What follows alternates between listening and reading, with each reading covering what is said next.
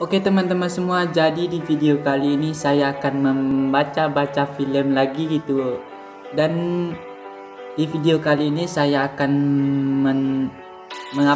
menceritakan, bukan menceritakan ya, tapi saya menonton dan saya cuman membaca kata-kata di bawah gitu. Dan di sini saya masih memakai suara asli saya gitu ya kan. Dan untuk pas saya menceritakan atau membaca filmnya, saya akan mengedit suara saya gitu ya kan.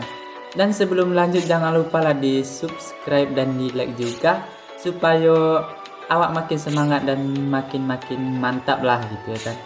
Dan gimanakah filmnya gitu, dan langsung saja ke filmnya. Dan seorang wanita menghentikannya. Kenapa kamu bisa ada dua sepeda? Juga mengatakan dia kelihatannya bukan seperti orang baik. Mencurigai dirinya sendiri. Pria itu tidak bisa berkata-kata. Dengan sabar ia menjelaskan. Barusan tadi ada orang yang mencuri sepeda anak kecil. Jadi dia merebutnya, dia ingin mengembalikan ke anak kecil tersebut. Tapi wanita ini tidak percaya sama sekali. Malah mengatakan pria inilah pencurinya. Pria ini tidak menjelaskan lagi. Tapi si wanita langsung mengeluarkan HP-nya untuk melapor ke polisi. Bahkan juga mengatakan pria itu membawa senjata.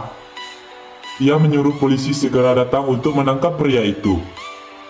Tidak lama kemudian polisi pun datang.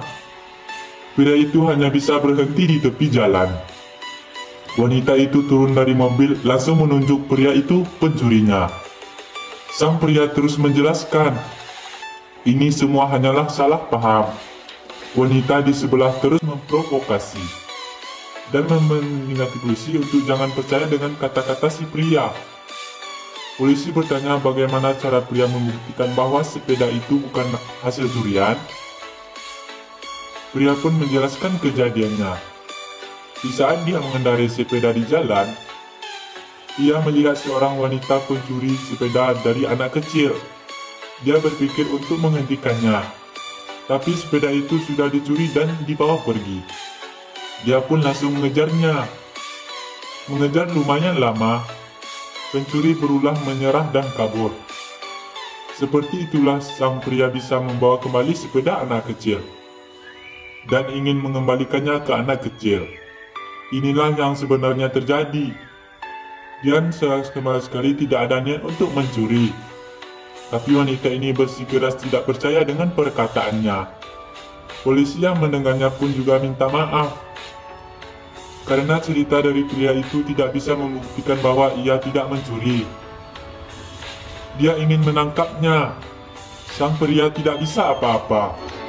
Hanya bisa menurutinya. Polisi juga bertanya apakah dia memiliki senjata atau obat terlarang.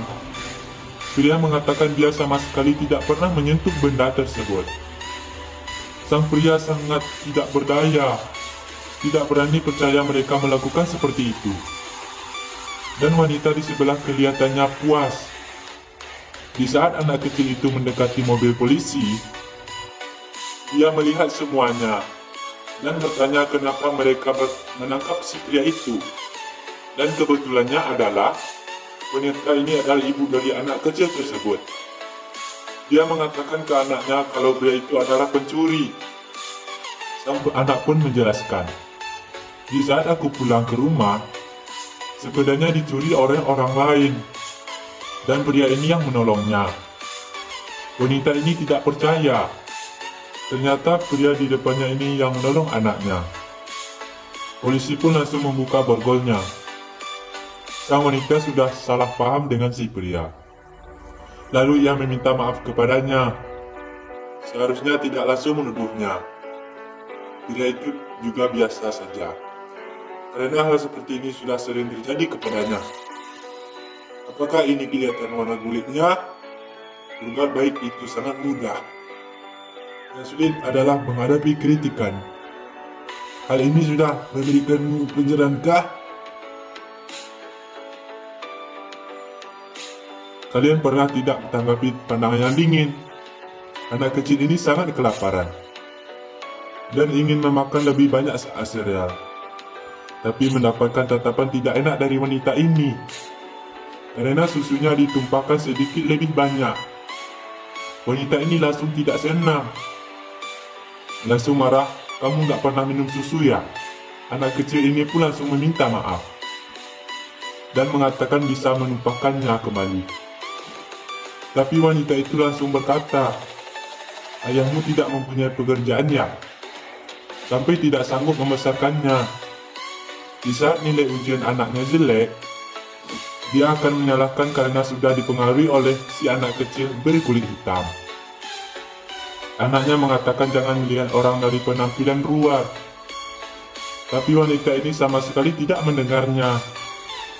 Bahkan melihat si anak kecil itu, jangan bermain bersamanya lagi. Anak laki-laki ini merasa malu. Ia pun menyuruh ayahnya untuk datang menjemputnya. Sebelum pergi, pria ini meminjam toilet sebentar. Temannya berkata boleh ke toilet kamar lantai atas. Di saat pria itu sampai di kamarnya, melihat sekeliling lalu membuka rak. Di saat bersiap untuk membuka tasnya, wanita ini tiba-tiba masuk. Melihat kejadian di depan matanya, ia mengatakan anak kecil ini masuk kamar untuk mencuri sesuatu. Tapi mau bagaimanapun pria itu mau dijelaskan. Wanita ini tidak menuduhnya pencuri dan menyuruhnya untuk segera pergi. Di saat melihat temannya, ia menyuruh pria itu untuk jangan pernah datang lagi. Anaknya yang tidak tahu apa-apa pun bertanya ke ibunya apa yang terjadi. Ibunya mengatakan pria itu masuk ke kamarnya dan ingin mencuri. Tapi ia tidak percaya bahwa temannya orang seperti itu.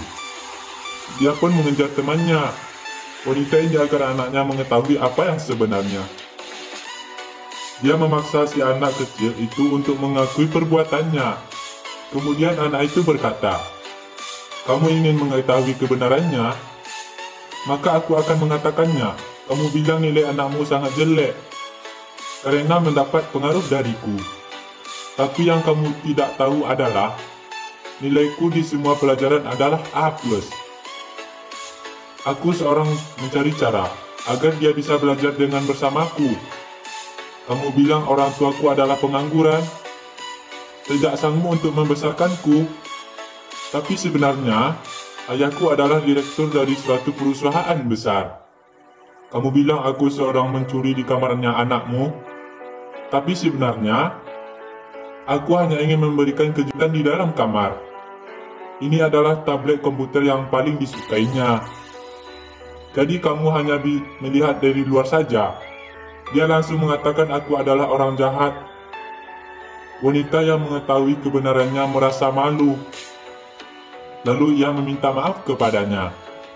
Seharusnya sebelum mengerti semua kejadian, tidak harus langsung menuduhnya.